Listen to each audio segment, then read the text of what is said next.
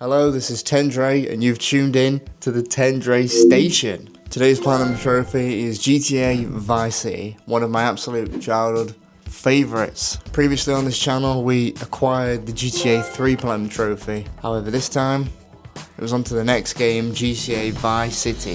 This video is part 2 on a 4-part series, where I'll be getting the Platinum Trophy on every GTA before GTA 6. Except GTA 4, because I don't have a PS3. Sorry. So far we're making good time though, it's only mid-July, so I've still got time. So the objective is simple, we're going to complete the game, get 100%, and then get any other trophies that we need to get the Platinum Trophy.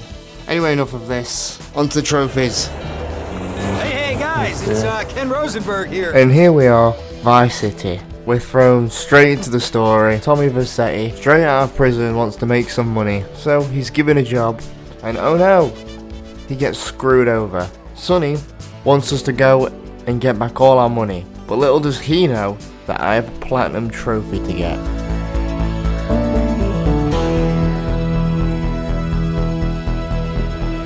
Tommy Vercetti. Shit. Didn't never let him out. We start with the absolute hardest, most grindiest trophy in the entire GTA franchise, which is get 1 police bribe. For now, we're just going to go between story and completing the 100%. So, a few missions later, I found myself an ambulance. Because if GTA 3 hadn't tortured me enough already, we need to get to level 12 again. So what this means is on level 1 you have to deliver 1 patient, on level 2 you have to deliver 2 patients, all the way up to level 12 where you have to deliver 12 patients. But the problem being, the ambulance can only hold up to 3 people. But the good thing about this one is that the ambulance in this game is a lot easier to drive. The hospital entrance is a little bit awkward, but besides that I had no trouble with this one. It's just a grind. It's always best to just get this stuff out of the way early on and then it's done.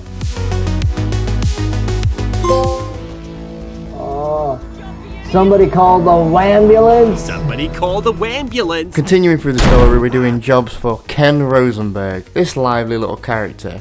One of the missions is, oh my god, he lives! We have a mission where we smash cars up with hammers, one where you blow up trucks. So far, we're just a small-time criminal earning petty cash. Tommy Vercetti is a real one right now, guys. We come across our first missable trophy. We need to kill someone on the golf course with a golf club. We get some epic, stylish golf attire and make our way onto the golf course. I found that the trick with this one is to just make sure that he doesn't drive off, otherwise you've got to chase him, so...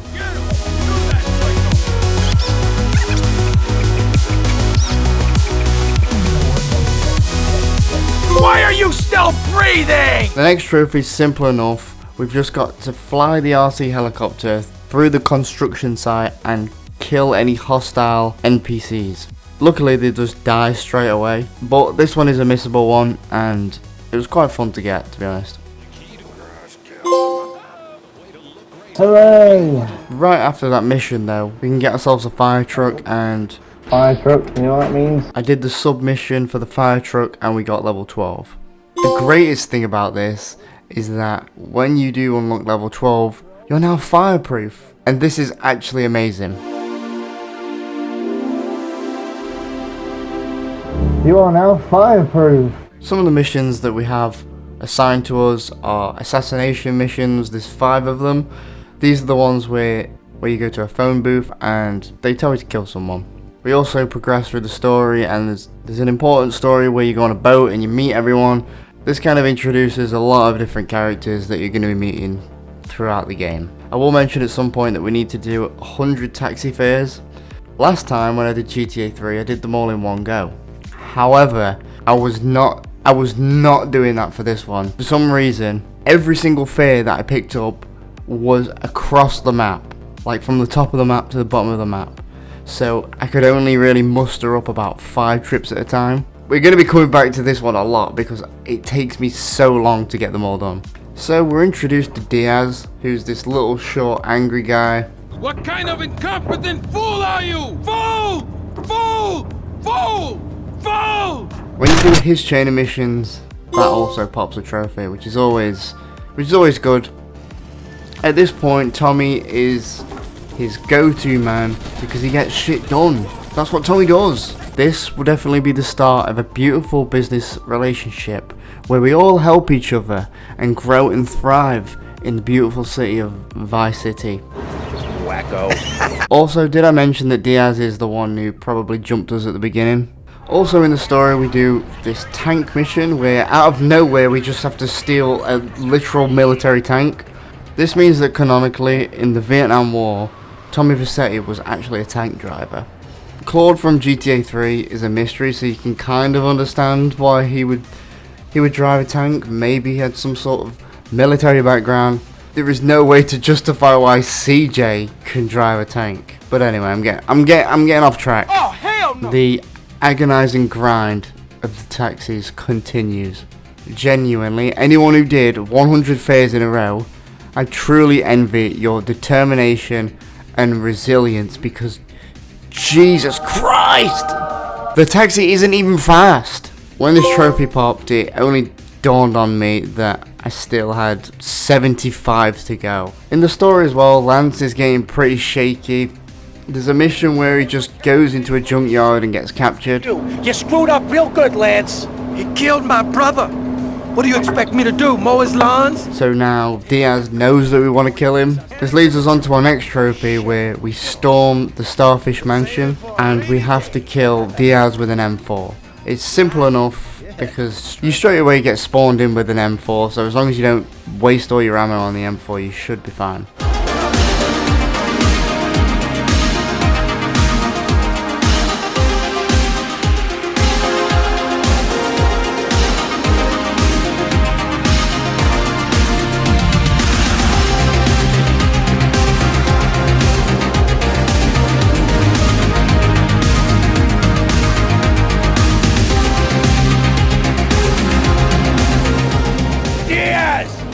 I've come to take over your business! Tommy, you betrayed me, you idiot! I'm gonna kill you real soon! Eat this, you murdering bastard!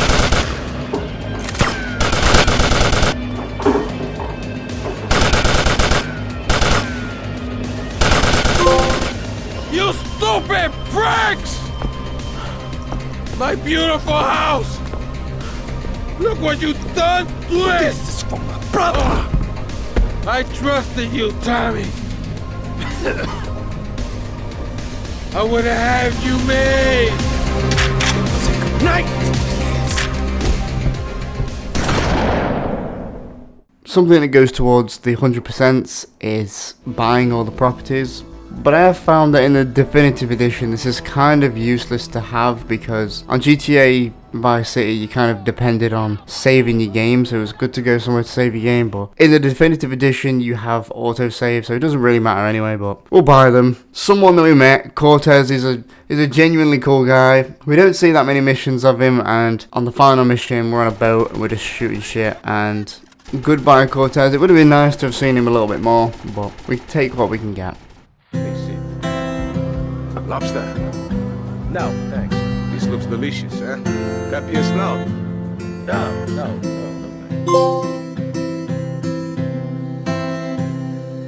We unlock more missions from all over Vice City. Mainly Love Fist, the Cubans, the Haitians, and of course, we meet one of the greatest characters in all of gaming, Rico. Because you got cojones, and all my friends, they got big cojones! The first gang that I did missions for was the Haitians, which is strange because you get a trophy for completing all storylines for other gangs. Whoa. Except these ones. Whoa. There's a pretty annoying RC plane mission, which I struggled on, but that's about it. Another gang that I forgot to mention is the biker gang. Says you can handle a bike pretty good. Yeah, how many more errands am I gonna have to run? I'm a very busy man. The biker gang are pretty cool. These guys only have 2 missions, and we need to do these ones before we can progress with the Love Fist missions. When we completed the bike storyline, we got a trophy, so that's always good. But enough story, we have real work to do. If we're going to take over Vice City, we need to do some agonizing chores, and one of them is delivering pizza on an unnecessarily slow pizza bike. I'm a very busy man. The trophy is only to deliver 10 pizzas, however, to get the 100% you actually need to get to level 10, which is way more than 10 pizzas, so I think they give you that trophy just as like a false sense of security. Anyway, after a small grind of just driving endlessly around Vice City, we get to level 10, and it gives us a little bit more health. Pizza time. So you might have noticed I was doing different emergency vehicle submissions. So we've done ambulance, we've done pizza boy, I guess that's an emergency vehicle, but you know what I mean, there's like vehicle submissions. We've been doing taxi fares, and of course we've got the notorious vigilante missions. I'm going to say this now, for one, I realised towards the end of the game that I actually wasted my time doing this because it's so easy to do it towards the end of the game, but I'll get into that when we actually get there. And two, the police are so OP! I just can't believe how easy it is to get arrested on this game. It was never that hard on GTA 3. They just walk up to your car and open the door and then you're arrested. Tommy there's no way to even try and escape. Oh, it's so infuriating, but... Surprise, motherfucker! So on level 1 you have 1 criminal, on level 2 you have 2 criminals, but the good thing is that they're all in the same car until like level 5, and maybe level 9. So you get 3 cars max. But yeah, this was actually quite a pain. And I could have got it a lot easier, but we'll talk about that later. I don't want to think about that just now. GTA Vice City is quite unique in the sense that you can buy assets which earn you money, but each of these assets has their own set of missions as well. This unlocks after the mission shakedown, and Tommy decides it's time to start taking over the city because, you know, with being a paramedic didn't work out, being a pizza delivery guy didn't work out, being a taxi driver definitely didn't work out, being a policeman definitely didn't work out. Anyway, we need to complete all these submissions to be able to unlock the final mission, but we need to do all the missions anyway for 100%. So let's go spend some money. We've got the boatyard. This is the cheapest one and there's only 1 mission, so I just did that there and then. Pole position, this is the first GTA strip club, and if you spend some time in there, you eventually, from a business point of view, I don't actually know how that works, but Tommy basically goes in, spends money, enjoys some pixelated poly attractive woman, and eventually you can earn money from this asset. Oh my god, the ice cream, big poppers, whoopers, cherry. There's an insufferable ice cream mission where you have to deliver 50 ice creams in one go. Spoilers, it's not actually ice cream, it's drugs. The police make you very aware of this because as soon as they get right next to you, they just open the door and arrest you because the ice cream truck has no acceleration. I also failed right on level 48 as well, which is even more infuriating. This guy tricked me. But eventually you get it, you know. I'm a very busy man. We can buy the Malibu, which is this nice little nightclub. But I don't touch these missions just yet because I just didn't get around to it, okay? We continue with the Cuban missions and we get one of the saddest deaths in all of gaming. Rico! Also, this vote mission is just really annoying. I failed more times than I'm proud of on this mission, but it's because he pulls up and then you've got 6 people shooting at you. The last Cuban storyline mission is to blow up this factory, which is quite fun, and now the Cubans love us. At this point as well, Lance has started to have little emotional episodes and breakdowns. This is foreshadowing something that happens later on in the game. Tommy, it's me, Lance. Keep your mouth shut there, Tommy, because I ain't got no time to talk. I ain't interested in what you gotta say. Why should I be? You don't care about me, do you? Also, who is this guy? On this one mission, Tommy gets really annoyed at Lance because Lance is just sitting around and not making money. And Tommy's all about that grind. You call this handling it? And then from this moment, Lance just gets really... He just doesn't like us. He hates Tommy. Give me a spare slice, you know? Lance should be getting on a pizza boy and delivering pizzas. One of the assets that I unlocked is the Sunshine Auto asset, which is basically Vice City's version of the import-export missions where you've just got to find cars and then deliver them and then you unlock stuff. You can also do races here, which is pretty cool. but I decided I'm gonna leave this for later because this is like quite a big grind finding all the vehicles. It takes a minute, so I'm gonna just do some more missions. If we go and do Love Fist storyline, we do this mission where we're driving a limo, and the limo has explosives built into it, and if you slow down for more than a few seconds, it'll blow up, so you've just got to keep speeding. But luckily, Vice City's just got one massive long main road, so you should have no problem. Just be careful when you're turning around. We also get some incredible dialogue from Love Fist themselves. The vodka bottle's got wires coming out here. That's no vodka, that's moonshine.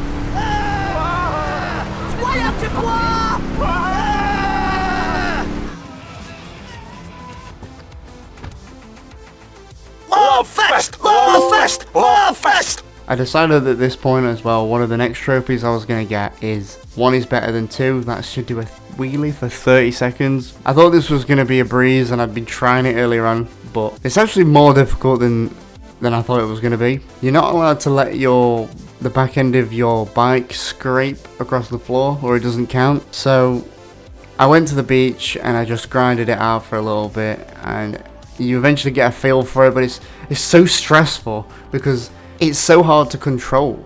I really thought it used to be easier, but I guess it's easier to do it for 5 seconds as opposed to 30 seconds. But anyway, here's this little clip.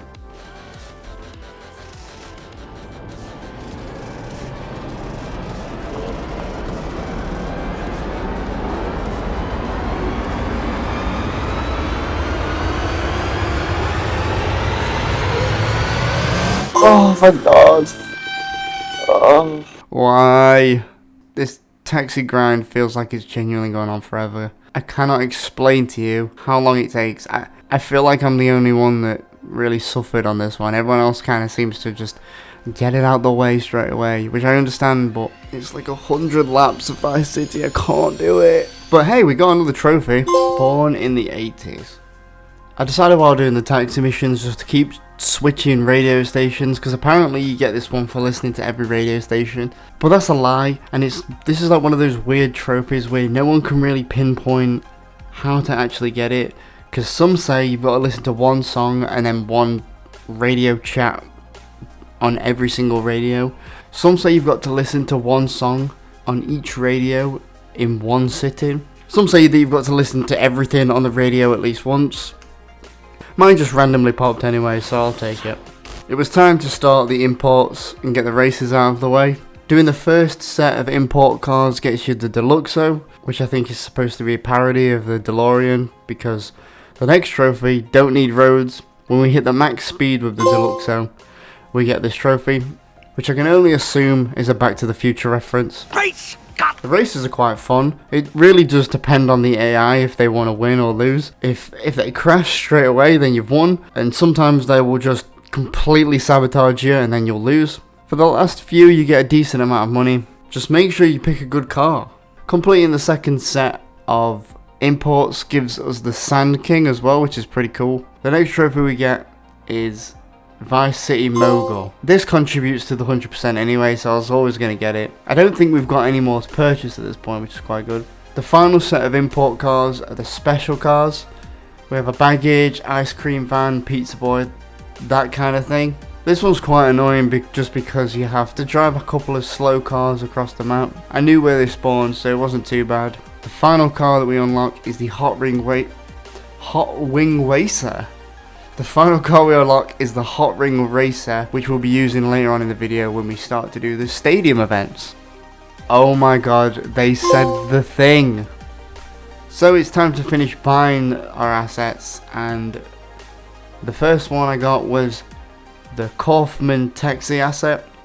This storyline is pretty straightforward. You buy a taxi rank, you do some missions for them, but the best one is the final mission when you get ganged up by all these other taxi drivers and they all drive in. So cool. I wanted to have some fun on this one, and my tactics didn't go so well this time, but I had another tactic in mind. It's just good. I think this is just a funny mission. Like, why do you get ganged up on by a taxi company? It's so funny.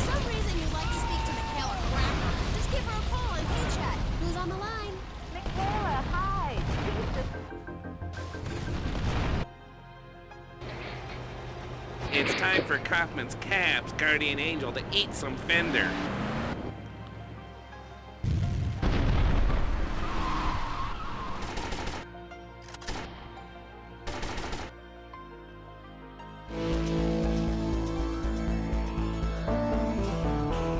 The next asset that we bought was the film studio asset. I think at this point I've bought all the assets. I can't remember, I guess I'll find out.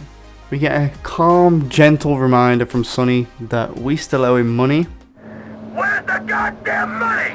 Where's the goddamn stuff? And where's my gun? Are you new action? And also a Dodo mission, which is so much easier to fly than GTA 3. Onto our final missable trophy. There's a mission called G Spotlight, which is where you ride the bikes on the rooftops without falling off. I said without falling off. If you fall off, you basically have to restart the checkpoint, so it's not too bad. And because you've got an auto save, it should take you to the beginning of the mission. Just don't fall off, I guess. And I nearly actually lost.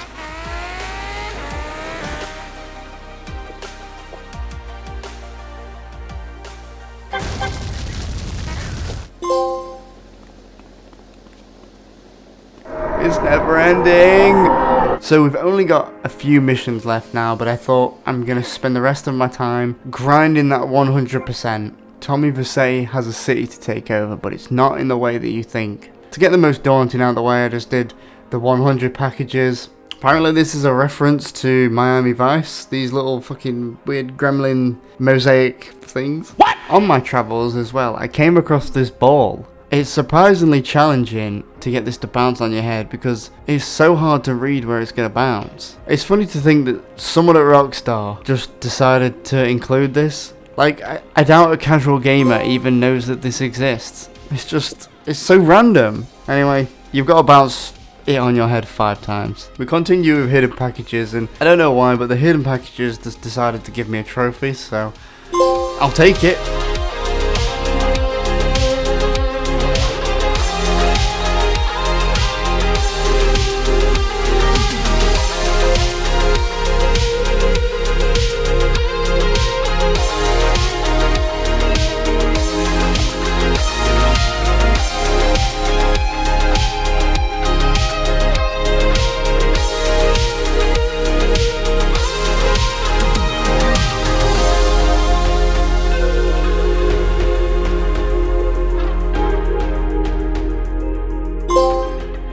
And with that, we have 100 packages.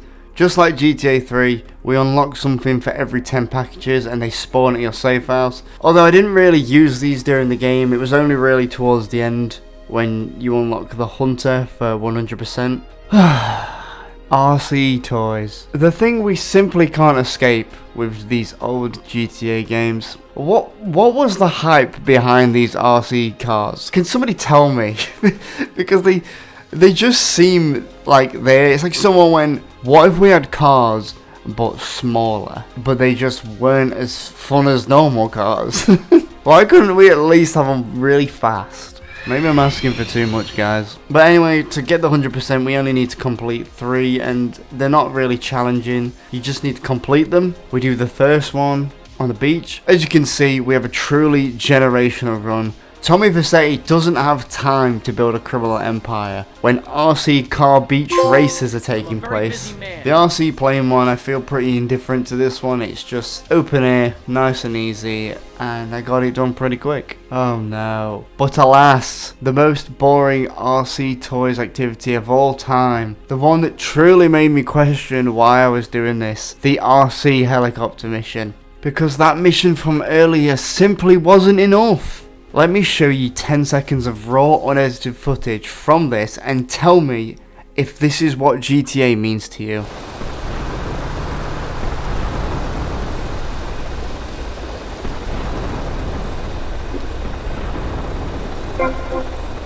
I genuinely don't know what they were thinking with this one. It took me over 5 minutes to do, and it's just flying over a large, uncongested space. You fly under some things from time to time, but it's about 2 checkpoints. This could have at least been somewhere a bit more lively in the game, where there was more things in the way to make it more challenging. I got a trophy for blowing shit up, so that's good.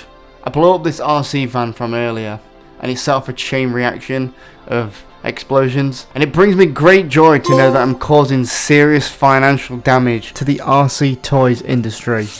Like GTA 3, we've got these off-road missions which are pretty cool, where you've got to get a certain amount of checkpoints in a certain amount of time.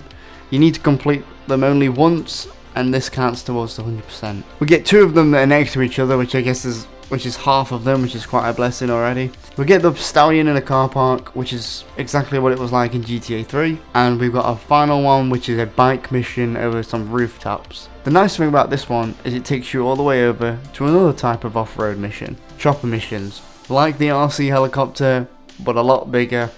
The chopper side missions are pretty simple. You fly a big helicopter through checkpoints, through Vice City. It sounds so thrilling because it is. I didn't struggle with these, except a little on the last one. I thought my helicopter was going to blow, but don't worry, we made it. The best part about the RC toys, the off-road, and the chopper missions is that they all don't give you anything for completing them. Just a step closer to 100%. I knew that 2 of my biggest grinds coming up was going to be the Stunt Jumps and the Rampages, so I took to doing the Stunt Jumps. The Stunt Jump journey was pretty straightforward. You can just get on a bike and do like literally all of them. I had no trouble at all, except for this one. It seems like a regular occurrence at this point that I'm just going to get stuck on one particular stunt jump, and in this instance it's the G Spotlight stunt jump. I couldn't do this one for the life of me, and I got so annoyed. I just went to ammunition and I bought loads of guns and I killed as many people as I can. Not because I have issues, because I knew this was a trophy. You believe me, right guys? Anyway, I had to get back to the stunt jumps. This took me way longer than it should have. I spent nearly over an hour on this stunt jump, and I had to abandon it eventually because it just wasn't popping. When you do a stunt jump, it's supposed to tell you that it says stunt jump complete or stunt jump already complete. But when you do this one, it doesn't pop up. It was never popping up. However, I found out that there's a bug with this stunt jump. So I already had the stunt jump, but I just kept doing it. I decided to do them all again because I must have missed one, and I did. You know, learn from me guys, you've probably missed one. Next, I decided to do the stadium missions. The annoying thing about this one, right, is that it's only between 8 PM and 12, so you've got 4 hours to actually access it, which is just kind of annoying because you have to go to this save point and just save it over and over if you want to do it. Anyway, every day is a different activity. There's 3 different activities that we need to do. We need to do the first one, which is Hot Ring Race, which is really fun because you're racing against like 20 people or 12 people. It's ridiculous. I didn't win the first time, but you need to win it for the 100%. Level 2 is simple enough. You just need to make sure you don't get put in a chokehold by all the other AIs. And level 3 is just a bit of a fun challenge with the Sanchez. It doesn't have a time limit, so there's no urgency really to do it. It made it a little easier to complete. But yeah, I had to go back to the first Hot Ring Race to get first place. And this is quite challenging because you're literally going against some of the most fearless drivers in all of America. Why is this guy running across the track? I decided it's time to get back on the story now. We'd left everybody hanging. Everyone thinks Tommy Vercetti's making money, and I was just flying helicopters and driving RC cars and shit. It's time to get back on track. So the Malibu story arc, we want to rob a bank, so we're basically hiring one person each mission. One of the missions is we're getting a shooter, and we go to the shooting range. One thing that goes towards 100% is to score a 45 in the shooting range or above. So when you've done that mission, if you go back into ammunition, give it a go. I found that aiming wasn't really the hard part. You have to get used to it on a controller. I found it so much easier on a mouse and keyboard. But the trick is to understand it's not just about the accuracy, but it's about using your bullets wisely and choosing your targets according to getting the highest score. So that just means shooting the ones at the back, basically. It's all good getting 100% accuracy, but if you're shooting the ones, you just run out of bullets. So this one's quite fun. And this one unlocks reloading twice as fast, which, you know, sleight of hand. Also, a really random thing that goes towards 100% is robbing 15 stores. It's kind of tedious, and this is mainly because when you get 2 stars, you can't lose the police until you spray your car. And we all know how ruthless the police can be. You have to aim your gun at the store clerk, and they'll drop your money. If you stop aiming at them, then the store's alarm will go off, and you'll get a wanted level. Which means if you try and rob another store while you've got a wanted level, they just They won't fall for your criminal ways, because, you know, the police are after you, they don't care. Tommy's such a well-rounded criminal. You never know if he's going to rob a store or if he's going to go on a murderous rampage, violent enough to attract the US military. And we keep robbing stores, you know, getting arrested. These police, man! But we eventually do all 15. And you don't get anything for this one, by the way. I've still got my taxis to do, by the way. I've only done 60 at this point, and I need 100. My strategy was, for every rampage that I did, I'm going to do 1 or 2 taxi fares. That's the only way I could justify doing it without going crazy. Hey, taxi man, over here!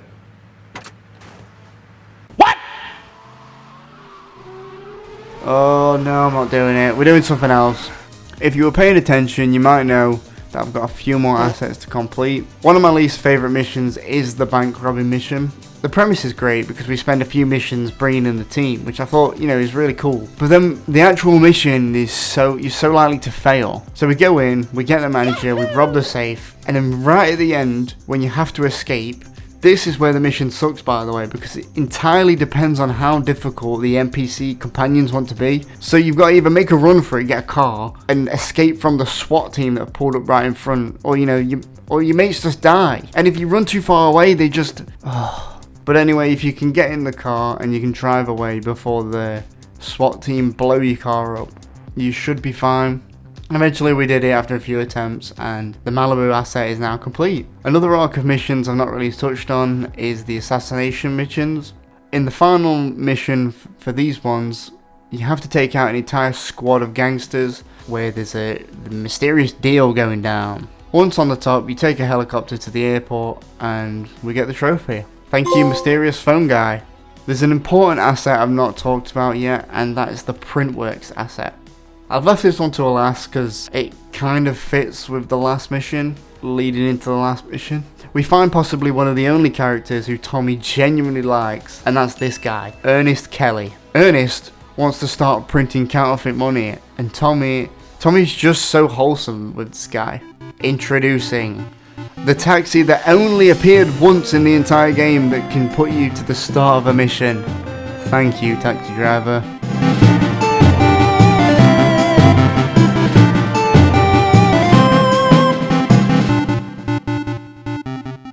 One of the missions we have to do is go to the docks where we were jumped and actually jump someone. You'd think Tommy would have learned from his trauma, but instead the cycle of abuse continues. Anyway, that's the Printworks Asset complete. To get our final property and our final asset, we need to complete some missions from Phil. He's one of the guys who helped us rob the bank. One is collecting the boom shine, which I completed just as I died, and the other is where he loses his arm and you have to drive him whilst intoxicated by the fumes of boom shine. I don't feel so good. Also, this is the same guy from GTA 3, and I think he's lost his opposite arm or something. We get more of Tommy being absolutely wholesome with this guy. He loves him.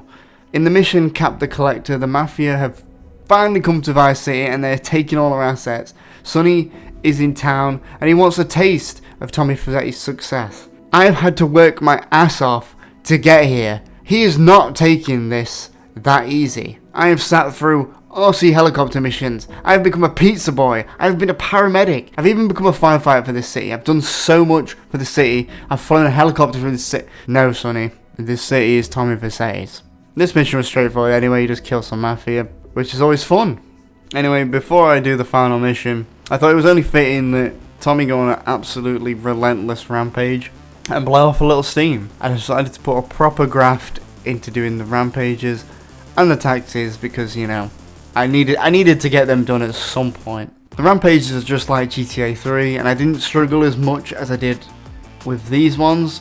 My main issue is one, it's basically a jumping simulator because you need to get over to the groups of gang members and most of the guns are heavy so you can't run with them. And two, sometimes the groups just don't spawn in, so sometimes you'll have loads and it'll be fine. But sometimes they just won't spawn in, like in this airport one for example. Where is everyone?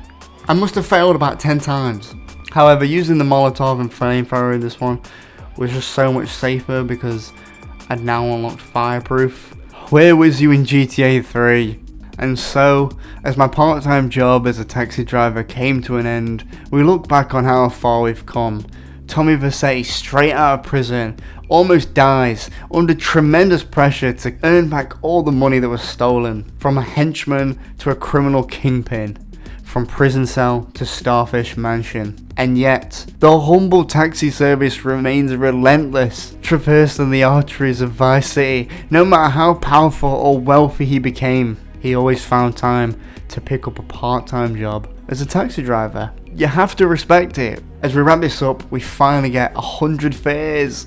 Yes! And actually, the reward you get for getting 100 fares done is actually pretty sick. And it was a complete surprise. I never knew about this. This is probably the last thing I would have guessed that you would have unlocked for 100. I thought you would have at least gotten a faster taxi. I mean, I still don't know if it was worth it. I mean, it's cool, but I don't know if it's worth it.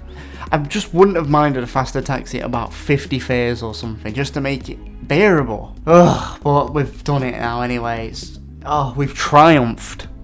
And so the final mission, Sonny is in town.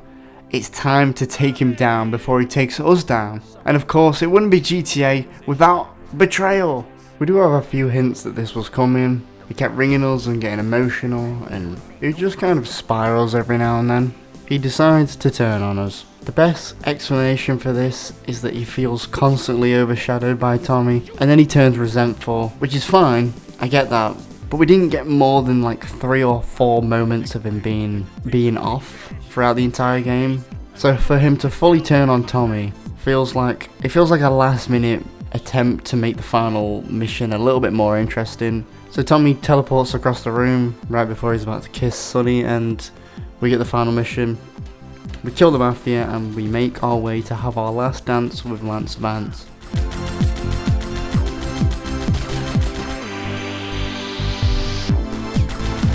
Piece of shit! Your history, Tommy! History! We follow him upstairs and we pick him off, and we don't even get a cutscene. He just drops to the floor like a regular NPC. We come back downstairs and we're confronted with Sonny. You took 15 years from me, Sonny, and now I'm gonna make you pay. You still don't get it, do you? I own you, Tommy. Those 15 years were mine to spend. There's loads of people, but if you just kill Sonny first, everyone else vanishes, which is always nice. And that's it, that's all the story missions complete. Actually, that's 100% complete.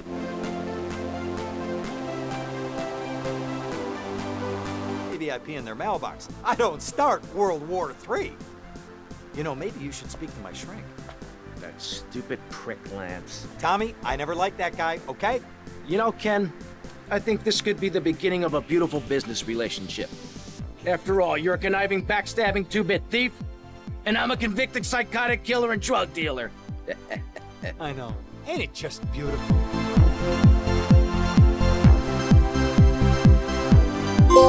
Done it all. Except clearly we haven't done it all because we've still got 3 trophies left. This was quite a concern because I figured I'd get these last 2 trophies as I went along, but apparently not. So there's 2 left. I'm Famous and Take the Cannoli. I'm Famous is the easiest of the 2. To get this, all I had to do was cause enough mayhem with the police and attract enough media attention. Once you get 100% in the game, you unlock unlimited ammo, which is amazing. My tactic was simple: get on a building and kill everything and everyone in my sight until I got the trophy. This was very fun. I just literally sat on a building, destroying everything. At some point I think I had about 10 tanks surrounding me, so good job, Tommy. Ken Rosenberg is one hell of a lawyer to just get me out of this situation. I'm a really good lawyer. So the last thing to do was earn the Godfather criminal rating. To get this, you need at least a criminal rating of 100,000 and at least $10 million. 10 million? What? Oh. To put this into perspective, playing the entire game, I'd only got $470,000, which isn't even at 1/20th of 10 million. So how the fuck was I going to do this? Doing a vigilante submission in Hunter starts a special version of vigilante called Brown Thunder. Apparently this is a reference to the film Blue Thunder, where there's a guy in a helicopter, but Urban Dictionary says otherwise. As your vigilante level increases, so does the amount of money that you earn. This amount raises dramatically as we go on. Technically, it grows based on the formula n equals 50 n squared, but that maths isn't for me. Over to you in the studio, Tendre. Thank you, Tendre. We want to figure out how many vigilante missions it's going to take us to get to 9.6 million. So that's how much money you would earn for whichever mission you're on of the vigilante.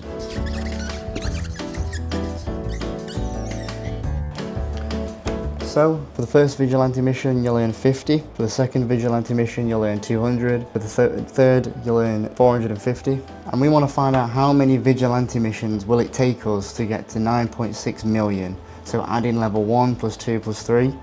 And we can use an equation for that, which is, we've got the sum of k squared n equals 1 and n. And essentially, that just equals this. That's just the cumulative sum of equations or something. Just trust the process, guys. We've got to add the 50 on as well. I didn't even do that. That goes there. So that's great, but now we want to use that to figure out how do we get to 9.6 million. So that just means essentially we want to find what n is to get that. Stay with me, guys. Right, Dre, this is going on for far too long. Basically, that equals that equals that equals that equals that equals that. Okay? Are we happy? Back to Vice City. Thank you for that, Tendre. It was very helpful. Let's see if this maths checks out.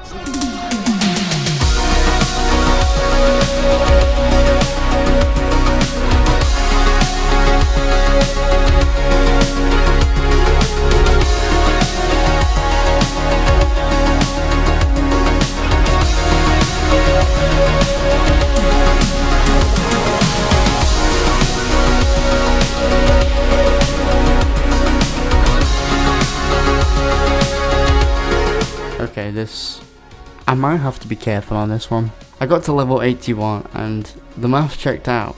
It makes sense because we'd already failed a few times anyway, so I didn't have to do that last level. Now that I had 10 million, my criminal rating was only 40,000. So I did what any sane man would do in this situation and continued terrorizing Vice City, the true act of a criminal mastermind. Blatant terrorism. To increase your criminal rating, this depends on certain factors.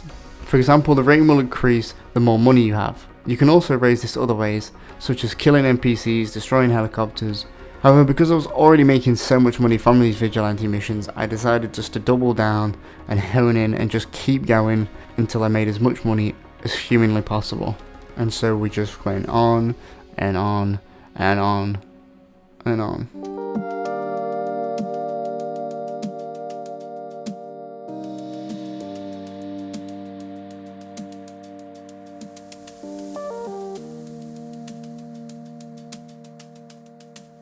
We hit 69 million, nice, and we get the Platinum Trophy.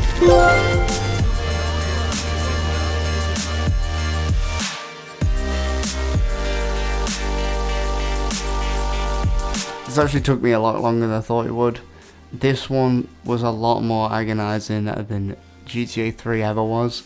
Apparently on the original game, to get Kingpin rating, you need to get a criminal rating of 1 million, which is absolutely outrageous. So thankfully Rockstar were quite forgiving. I do have one thing about this game though that I want to say about the definitive edition. The problem with the definitive edition of Vice City is that GTA 3 and Vice City on the definitive edition, they both feel like the same game in the sense that there's no progress between the two. I think what made Vice City so good at the time was it was such a jump between GTA 3 and Vice City. If you play the originals, they both feel so different in their own way. But when you play the definitive edition, you can kind of tell that they play the way they used to, but they just look and feel the same. Anyway, that's all I want to say. We've got 2 GTA games down, 2 to go. I don't even want to think about the San Andreas grind. But, you know, that is a problem for another day. Thanks for watching, and I'll see you in the next video. Goodbye.